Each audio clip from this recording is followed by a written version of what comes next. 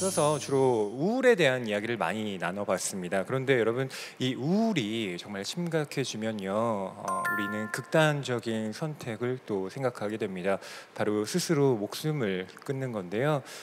이 자살이라는 것 또 이야기를 해봐야겠죠. 이 자살을 우리가 생각할 때 대부분 주변 사람들에게 먼저 신호를 아주 약하게라도 보낸다고 해요. 그런데 우리는 그걸 또 잘 알아차리지 못하기 때문에 안타깝게도 주변 사람들을 또 떠나보낼 때가 있는데요. 오늘은 오랜 시간 이 삶과 죽음의 경계에 있는 분들을 다시 삶의 영역으로 끌어온 분, 그런 활동을 하신 선생님의 이야기를 들어볼까 합니다. 이광자 선생님인데요. 지금은 무대로 모셔보도록 하겠습니다. 큰 박수 부탁드립니다. 오늘 지금 이 시간에는 죽음의 순간에서 이것만 기억하세요. 그게 제가 맡은 주제인데, 여러분 지금까지 살아오시는 동안에 죽고 싶은 적 없으셨어요? 만약에 여러분에게 죽고 싶다 이런 얘기를 누군가 한다고 합시다. 여러분 보통 뭐라고 그러죠? 우리는 왜 죽으려고 그러느냐? 지금 아무리 혹독한 겨울이라도 곧 봄이 올 텐데 결국은 참고 살라는 얘기죠.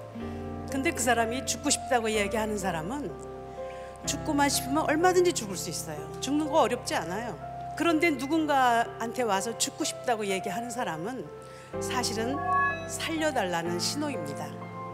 저희 생명의 전화에서 SOS 생명의 전화라고 한강 다리마다 2대씩 설치돼 있죠.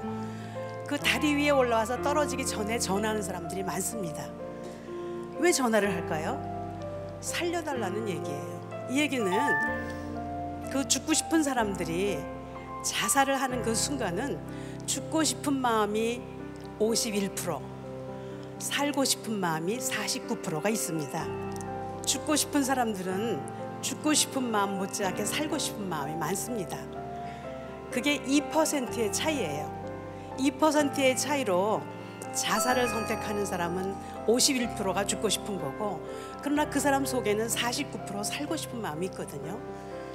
그 2%를 우리가 찾아내서 그 사람이 살고 싶은 쪽으로, 살고 싶은 마음이 51%가 되고 죽고 싶은 마음이 49%가 될 수 있도록 도와주는 일을 저희가 해야 되죠. 그 얘기는 이 자살자의 3가지 특징 중에 첫 번째가 양가 감정이라는 게 있습니다. 죽고 싶은 마음과 살고 싶은 마음, 2가지 마음이 싸움을 하고 있거든요.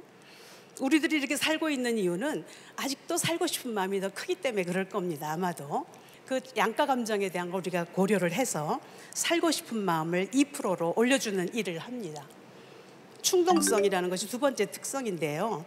이 충동성이라는 걸 생각을 하면은 충동적으로 자살을 한다는 얘기죠.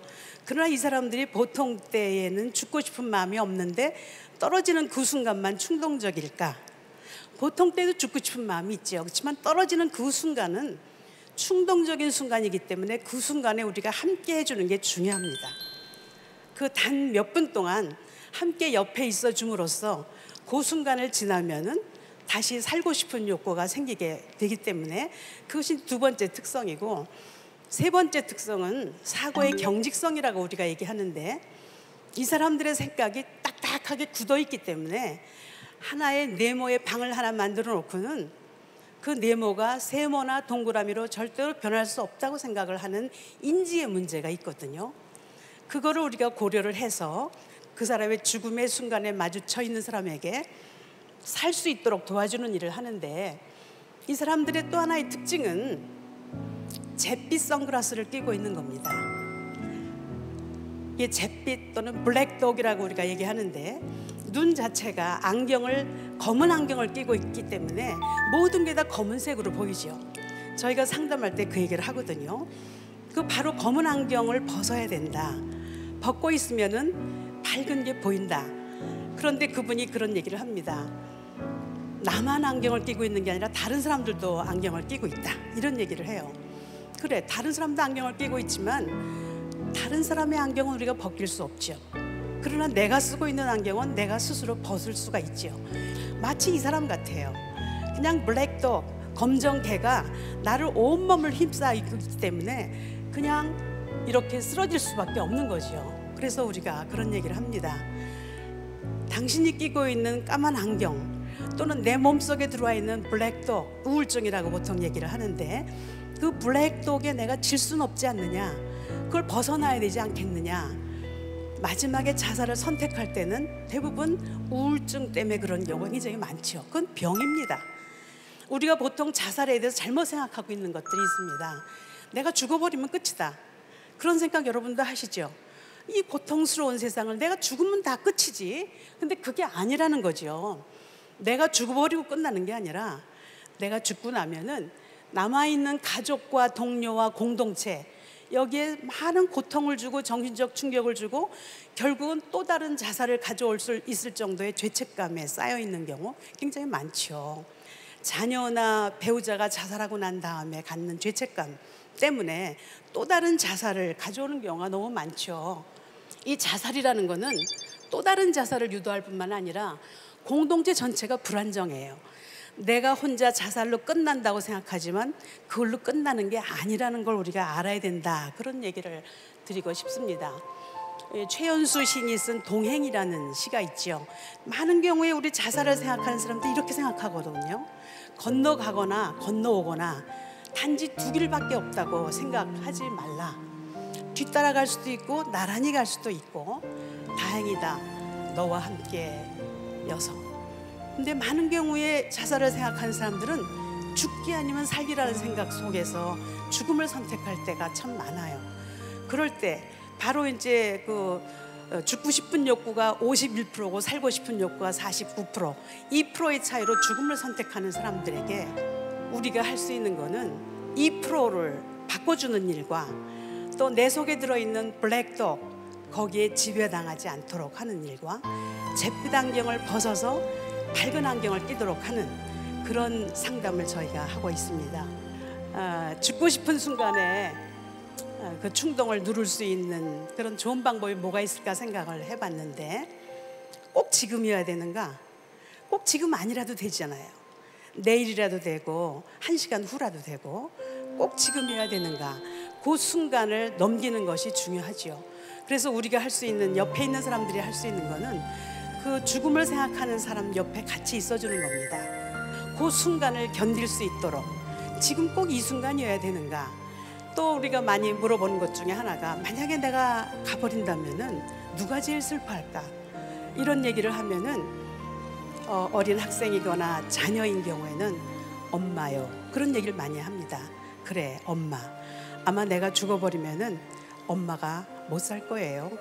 그런 얘기를 할 때 우리가 엄마에 대한 이야기를 계속 이야기를 하죠. 그래서 그 사람의 죽고 싶은 마음을 충분히 들어주고 함께 해주고, 그래서 그 속에 있는 것이 전부 벗어나게 되면은 안경을 벗게 되고 자기를 다시 바라볼 수 있는 객관적인 사고 능력이 생기기 때문에 그렇게 될 수 있도록 돕는 것이 우리의 역할입니다. 예, 감사합니다.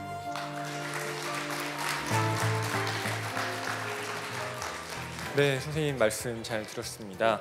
1976년부터 자원봉사로 생명의 전화 상담을 시작하셨다라고 들었는데요. 예. 그 계기가 어떻게 된 건가요? 제가 76년에 교수가 됐거든요. 근데 제 전공이 정신간호학입니다. 그래서 정신적인 문제가 있는 사람들, 자살을 생각하는 그런 사람들에 대해서 어떻게 도울 수 있는가, 그런 걸 생각하고 있었는데 생명의 전화가 76년에 생겼어요. 그래서 바로 연결을 한 거죠. 예.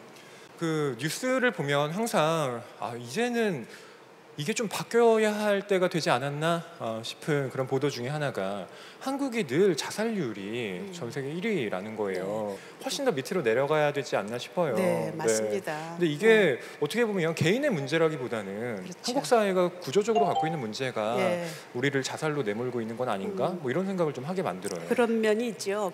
근데 제가 생각하기엔 뭐 여러 가지 원인이 있지만은 우선 기본적인 게 우리가 소통의 문제가 있지 않나 싶어요. 대화의 방법이라든지, 우리 문화가 아직 지금 젊은이들은 많이 민주적으로 됐다고 하더라도 권위적인 그런 체제 속에 있기 때문에 있는 그대로 자기를 표현하지 못한다는 거죠. 특별히 혼자 사는 남자, 노인, 그런 분들이 자살률이 굉장히 높은데 왜 그럴까? 특히 남자들은 자기 표현 더 못하죠, 여자보다. 여자들은 수다를 많이 떨잖아요. 뭐 화가 난 일이 있거나 속상한 일이 있을 때 그냥 마음속에 안 갖고 있죠. 누군가한테 전화를 합니다. 1시간 내내 떠들고 그 인간이 어떻고 이런 얘기를 1시간 내내 하고 난 다음에 끝날 때 또 얘기하죠. 만나서 다시 얘기하자. 대화가 부족해요. 있는 그대로 자기를 표현하는 게 중요한데 남의 눈치 보느라고 다른 사람이 어떻게 생각할까 보느라고 있는 그대로의 자기를 살지 못하는 거, 그게 저는 안타깝습니다. 네, 있는 그대로의 자신을 좀 표현하는 연습을 할 필요가 그렇죠. 있겠네요. 예, 예. 지금도 또 실은 이 방송을 보면서도 이 삶과 죽음의 경계에서 계속 고민하는 분들이 있으실 거예요. 그분들을 위한 이 상담 전화나 또 안내 말씀 좀 부탁드릴게요. 네, 목숨은 하나밖에 없잖아요. 내가 죽어버리면은 아무 의미가 없잖아요. 근데 지금 아니라도 언제든지 죽을 수는 있는 거예요. 마지막 순간에 최선의 노력을 다해봤는가 생각을 해보고, 여러분들이 자살을 생각하는 그 순간에는 많은 경우에 우울증일 겁니다. 꼭 병원에 가셔서 약물 치료를 받으시고 상담을 받으시고, 그런 것이 여러 가지 번거로우면 전화를 하세요. 1588-9191이 생명의 전화 전화번호입니다. 또 우리 서울시 자살예방센터 번호도 1577-0199, 1살부터 99세까지라는 의미로 0199입니다. 그쪽에 전화하시면 언제든지 상담원들이 대기해 있기 때문에 내 귀한 목숨을 어느 순간에 잘못된 판단으로 블랙독에 의해서 쓰러져 버린다는 거는, 2%의 차이를 잊어버리고 그냥 없앤다는 거는 너무나 슬프지 않습니까? 이광자 선생님이 앞으로도 생명을 구하는 일 많이 해주실 거라고 믿고요. 저희도 계속 관심 기울이면서 좀 더 우리가 좀 살아갈 수 있는 사회를 만들 수 있도록 좀 애써보는 노력을 해야 될 것 같습니다. 특별히 주변 사람들 이야기 많이 들어주시고 힘들어하는 사람들과 함께 있는 그런 일들을 우리 모두 할 수 있기를 바랍니다. 네, 이광자 선생님 고맙습니다. 보내드리도록 하겠습니다. 큰 박수 부탁드립니다.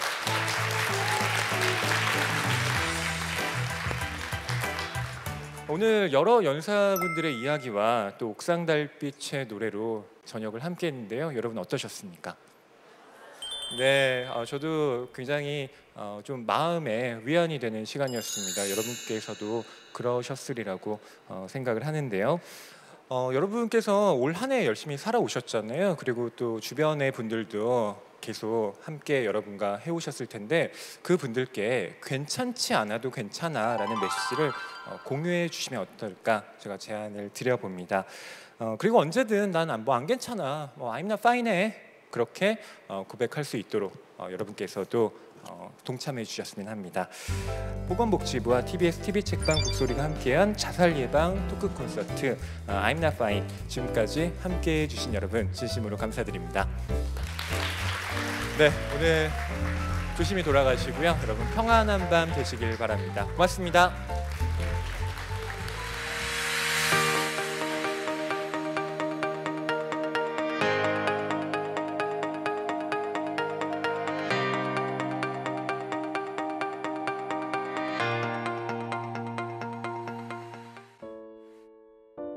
저는 사실 그 자살 유가족인데, 생각보다 자살에 대해서 관심이 있으신 분들도 많고 힘들어하시는 분들도 많다는 거를 여기 직접 와보니까 직접 이게 실감이 든다고 해야 되나?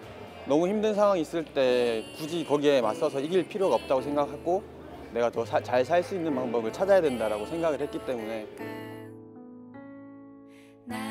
우리나라 사람들이 여러 가지 경쟁적인 그런 사회적인 분위기, 또 이런 곳에서 많이 힘들어하고 있는 것 같아요. 정말 힘들다는 이야기를 편안하게 할 수 있는 그런 공간이 필요하다. 그리고 힘들다는 이야기를 할 수 있는 게 괜찮다라고 하는 친구라든가 가족이라든가 이웃에게 이야기할 수 있는 그런 문화가 형성되는 좋은 계기가 될 수 있었으면 좋겠다. 그렇게 생각합니다. 저는 개인적으로 제가 좀 우울증도 많이 알아왔었고, 그런 것 때문에 아무래도 얘기를 하게 되는 주제였던 것 같아요. 공유할 수 있는 자리가 있다는 거를 생각지도 못했는데, 이게 되게 이상한 건 아니었구나 이러면서 이런 얘기를 좀 이제 많이 할 수 있으면 좋을 것 같다는 생각이 들었어요. 그냥 자연스럽게.